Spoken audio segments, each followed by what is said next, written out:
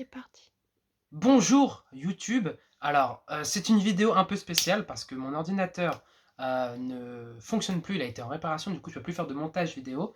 Et c'est très compliqué de faire ça sur téléphone, voilà, donc j'ai pas d'autres PC qui... On s'en fiche. Alors, on est là pour parler de Vanda et Vision, cette vidéo va être un peu spéciale, comme très certainement la semaine prochaine et la semaine d'après. Parce que ça va être des vidéos pas montées, ça va être que du live entre guillemets. Pas de coupure et tout ça, et donc on va parler de WandaVision. Mais bien entendu, dans 2-3 semaines, normalement, à partir de l'épisode 5 de WandaVision, je devrais être bon au niveau de mon ordinateur, donc je pourrais faire ce que je veux en montage, et donc une vidéo un peu plus propre. Donc voilà, donc vous inquiétez pas si ça ressemble à du n'importe quoi, de toute façon sur ma chaîne je fais ce que je veux, alors si t'es pas content, et bah tu te désabonnes. Voilà, alors du coup vous m'en voudrez pas, je fume ma petite cigarette en même temps. Alors du coup, les deux premiers... Alors du coup, on a eu la chance de voir... Ah oui, c'est l'avantage, désavantage... Rigole pas, Maya. Le désavantage de ne pas faire de montage, je ne peux pas me louper. Et je me loupe très souvent. Ouais, bref, on s'en fout. Et voilà. Donc du coup, Disney+, Disney, Marvel Studios, nous ont offert 2 épisodes au lieu de un seul pour le lancement de Vanda et Vision. Donc si vous n'avez pas vu Vanda et Vision, je vous invite à aller voir sur la chaîne YouTube. J'ai fait quelques rumeurs et j'ai même fait une vidéo sur Vanda Maximov, Scarlet Witch, voilà, sur son personnage pour savoir un peu ce qu'elle est et tout ça. Mais ça n'a rien à voir avec son personnage dans le MCU. Voilà, donc on a eu 2 épisodes qui ont duré 30 minutes. Alors, de mémoire, c'était 29 le premier et 36 le deuxième. Et normalement, j'ai bon, je suis quasiment sûr d'avoir bon. Voilà, et donc c'était 2 épisodes comme on nous l'avait montré en noir et blanc, en façon sitcom. Donc il va y avoir mon avis sans spoil et spoiler. En fait, quasiment spoil en fait. Donc si vous n'avez pas vu, regardez. Si vous avez pas vu et que vous voulez pas être spoilé, enfin si vous voulez être spoilé, regardez quoi. La vidéo si vous en fichez. Alors du coup, j'ai extrêmement adoré les 2 premiers épisodes. La façon sitcom a été super bien réussie et Marvel a pris des risques qui étaient énormes pour un changement de format finalement en fait. Du coup déjà changement de format pour parce que c'est une série et ensuite parce que c'est en noir et blanc et ça commence comme ça. Donc commencer une série en noir et blanc alors qu'on est habitué à des effets spéciaux de fils de pute et de tout ça et de machin. On part de Endgame, on n'avait plus rien et là on part sur du noir et blanc en mode sitcom, ça devrait être drôle, un peu lourd. Et ben ils ont bien réussi et ils ont osé le faire et ça a bien fonctionné. Mais je pense que ça a surtout fonctionné non pas parce que c'est bien fait, mais aussi parce qu'on n'en pouvait plus d'attendre quelque chose du MCU, que du coup on s'est contenté de ce qu'il y avait. Donc si ça avait été uniquement en rouge, je pense on aurait été aussi content que là en noir et blanc. Mais j'ai extrêmement kiffé, hein. Je dis pas que c'est ça qui a fait que c'était bien, hein. Juste que c'est sûr, c'est l'effet de rien avoir eu qui fait que du coup, waouh, c'est trop bien. C'est pour ça qu'on s'en contente et que finalement ils ont bien réussi. C'est aussi pour ça qu'ils ont osé le faire. Ils se sont dit, oh, de toute façon, ils attendent que ça, alors on leur balance un truc. Du coup, c'était en façon sitcom. On a même eu un petit générique dans l'épisode 2. Un petit générique. Oui, un petit. De quoi je voulais parler? Je sais pas. Ah putain, on a eu un petit générique dans l'épisode 2, oui, en mode ma sorcière bien aimée, tout ça, voilà, en mode noir et blanc. Donc c'était extrêmement bien fait et extrêmement rigolo. Donc d'abord, je vais vous parler simplement hein, du global. Ensuite, je vais vous parler de tout ce qu'il y avait, un petit peu les indices sur la suite de la série, de ce que j'en pense et tout ça. Donc du coup, oui, c'était en noir et blanc et on a eu même les rires et toutes les émotions des spectateurs, parce que ça a été tourné vers un vrai public et ça marche plutôt bien.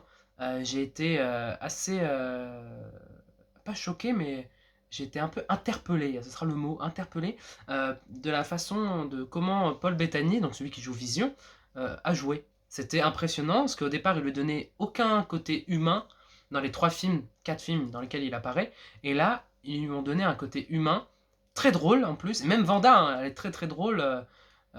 Elizabeth Olsen, elle est très très drôle, il joue très très bien. Et jouer en façon sitcom, ça doit pas être facile, surtout qu'il faut s'imprégner des années 50, et c'est pas facile en sachant que ces 2 acteurs-là n'étaient pas nés, ni même peut-être leurs parents, donc compliqué pour la génération d'aujourd'hui.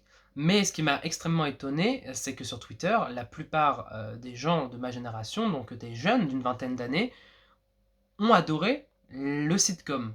Mais comme je l'ai dit, c'est pas le sitcom qu'ils ont adoré. c'est l'univers qui est dedans, et aussi parce qu'on a attendu 1000 ans. Bon bref, j'arrête de dire ça, parce qu'à force on va croire que j'aime pas la série. Alors, mais moi je suis obligé de dire la vérité.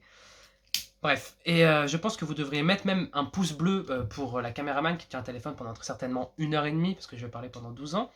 Non, ça va être court. Ça va être court et concis.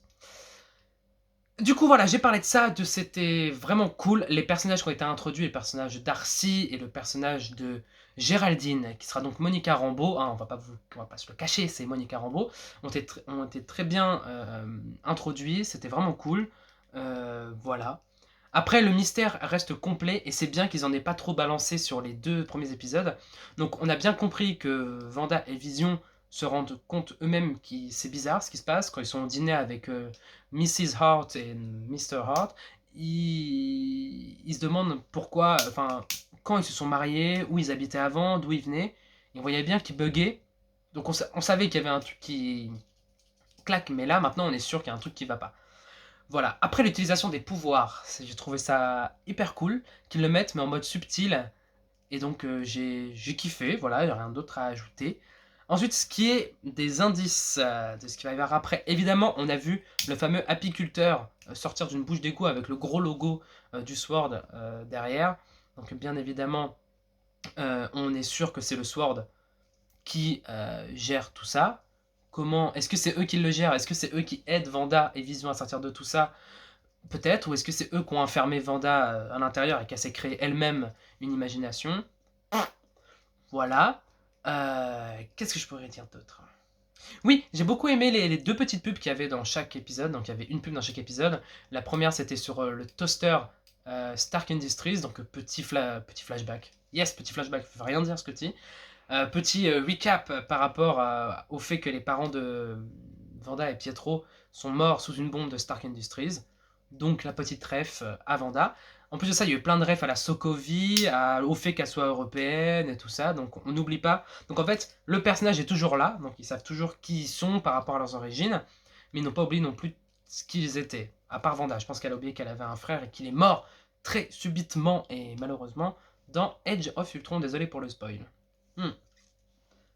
Ensuite, on a eu la deuxième pub qui était du coup la montre Strucker, qui est donc un personnage et un scientifique qui travaille pour l'Hydra qu'on voit dans Age of Ultron, et encore une référence à Vanda parce que c'est lui qui fait des expériences sur Vanda et Pietro, qui est donc Quicksilver, hein. Bon, même si son nom n'a pas été dit, mais c'est carrément Quicksilver. Donc ils ont été appelés maximisés au lieu de les appeler les X-Men, et maintenant je pense qu'on va les appeler les X-Men parce que Marvel possède enfin les droits pour les X-Men. Ensuite, qu'est-ce qu'on a? Oui, et du coup, la montre qui est faite par Hydra. Et donc, du coup, super cool, la petite ref à Hydra. Mais j'ai trouvé ça sympathique. Après, il y avait plein de. Il y avait une petite référence dans le petit générique en mode ma bonne fée bien aimée. Pas du tout. Ma sorcière bien aimée. Ma bonne fée bien aimée. Qu'est-ce que je dis? Ça, c'est le fait que je pourrais rien couper. Ça me stresse. Et du coup, je dis n'importe quoi. Cette vidéo va être plus hilarante qu'intéressante. Ou nulle. Tu peux parler, hein? On verra. Bref, ensuite, du coup, dans cet épisode-là, on a la ref un peu, on a le casque de Warhammer, qui est donc la traduction, la faucheuse, et même considérée comme la mort dans la Bible, en germain. J'ai fait mes petites recherches.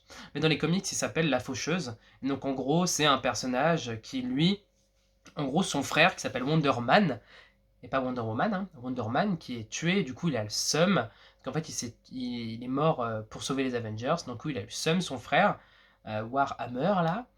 Warhammer, je sais plus comment il s'appelle. Bref, la faucheuse. Et donc du coup, en fait, il va se faire aider de Ultron, hein, du personnage de Ultron, pour se créer une petite armure sympathique et essayer de tuer du coup les Avengers. Donc est-ce que c'est lui qui va être dans le méchant principal dans la série? Peut-être. Ou est-ce que ça va juste être un personnage introduit grâce à WandaVision qu'on va voir plus tard? Parce que, sachons-le, il a fait partie aussi des Sinister Six qui, d'après des théories, et beaucoup de rumeurs surtout, va parler dans Spider-Man 3. On va voir les Sinister Six. Et c'est aussi ce qui a été annoncé hein, à la fin de Spider-Man Homecoming avec le faucon qui... le faucon. Oui. Oui, le faucon. Non, j'ai un bug là. Le méchant dans Spider-Man Homecoming. Ah, mais quelle honte à moi. C'est le faucon. Moi, je dirais le faucon. Je suis persuadé que c'est le faucon. Toi, tu n'en sais rien de toute façon. Et donc du coup, on voit qu'il parle au Scorpion, qui aussi, lui, fait partie des Sinister Six. Il y en a qui disaient que le chasseur allait être dedans, et qui fait aussi partie des Sinister Six, le bouffon vert, etc. Donc pourquoi pas, peut-être une introduction du méchant pour les Sinister Six, pour pas qu'on voit un méchant arriver comme ça dans le film Spider-Man. Maybe, maybe yes, maybe no, je ne sais pas. Voilà. Ensuite, moi j'ai bien aimé les petites refs au Sword, hein, comme je disais, comme l'apiculteur. On a eu aussi l'avion, qui était le deuxième objet à être en couleur, et on voit aussi le symbole du Sword. Voilà. Et la première couleur qui est apparue, c'était sur le toaster de Stark Industries dans la première pub dans l'épisode 1. Et ça, c'est Mathis. Voilà. Je sais pas si tu regardes la vidéo, mais il se rend compte. C'est lui qui m'a fait part de ça, et j'ai pas remarqué. Mais oui, c'était effectivement la première couleur, parce que la lumière est rouge. Ensuite, on a l'avion qui est rouge et jaune, peut-être une référence à Tony Stark, je n'en sais pas. Mais ensuite, on a la troisième couleur avec la main de l'autre blonde qui joue dans Buffy contre les vampires, qui se coupe le sang rouge, et à la toute fin de l'épisode 2, où les couleurs reviennent quand Wanda tombe miraculeusement enceinte. Et d'ailleurs, c'était fantastique. Et j'étais même assez, pas choqué, surpris. Ce sera le mot. Surpris qu'ils aient introduit les enfants aussitôt. Je pensais voir qu'elle serait enceinte dans l'épisode 4-5, et finalement non. Donc ça veut dire que finalement le mystère de où ils sont, de pourquoi ils sont là, qui ils sont, machin bidule, va peut-être se résoudre assez rapidement dans la série, et les derniers épisodes vont être que de la bataille, peut-être. Peut-être pas, je n'en sais rien, de toute façon, on en parlera dans les prochaines vidéos. Alors ensuite, dernier point auquel je voudrais discuter, c'est l'apiculteur au Sword, et Wanda, je pense qu'elle se rend compte qu'elle peut maîtriser la réalité de là où elle est, parce que elle dit non, et ensuite elle rembobine tout, et elle revient au moment où elle parle des enfants avec Vision. Ça veut dire qu'elle rembobine tout, ça veut dire que c'est elle qui gère. Est-ce qu'on l'a vraiment enfermée, ou est-ce qu'elle s'est enfermée elle-même, et du coup c'est le Sword qui essaie de l'aider? Je n'en sais rien. Voilà, moi c'est tout ce que j'avais à dire sur Wanda et Vision. Maya, t'as quelque chose à dire sur Wanda et Vision? J'attends la suite. Comme tout le monde, je pense. Donc les prochains épisodes seront effectivement en couleur, et nous, on se retrouve la semaine prochaine avec une vidéo de mauvaise qualité pour en parler. Voilà, des bisous. Tu peux couper.